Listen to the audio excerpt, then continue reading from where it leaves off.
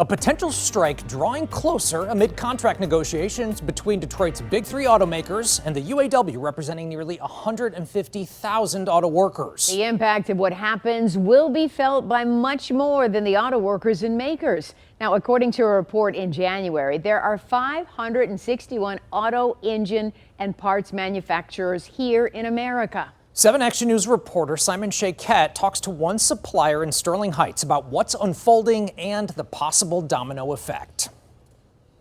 Here in Sterling Heights, Citic Diecastle and other suppliers are closely watching the UAW negotiations with the big three and say much is at stake for them. This happens to be a Cadillac wheel. For Dale Haydell, running a leading company that designs, develops, engineers, and builds aluminum wheels for vehicles of all makes and models is a passion he believes in. These are wheels that are in production. As an automotive supplier that focuses on products varying in size, Dale says his company employs 120 people at this location on Mound Road. The business is also close to more than one automotive factory where UAW workers are negotiating for a new contract. We work with basically all of the domestic manufacturers that are assembling vehicles in the NAFTA region. He says with a strike deadline approaching September 14th, the outcome of what happens will have a huge impact on suppliers.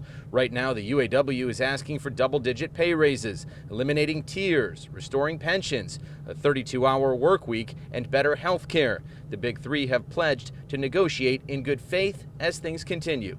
There's a large concern about work stoppage if there is a strike, so we're hoping that there isn't one. 5 out of every 8 jobs in this area are related some way to the auto industry. If a strike were to happen, he says suppliers could face significant losses depending on their size. Everything stops, and it's backing up the entire supply chain system that's already fragile as a result of COVID. It's pins and needles for some of these guys. They're just sitting on the sidelines and they're going to be impacted without really much say. David Zoya studies the auto industry and says history has shown smaller suppliers may not survive a potential strike.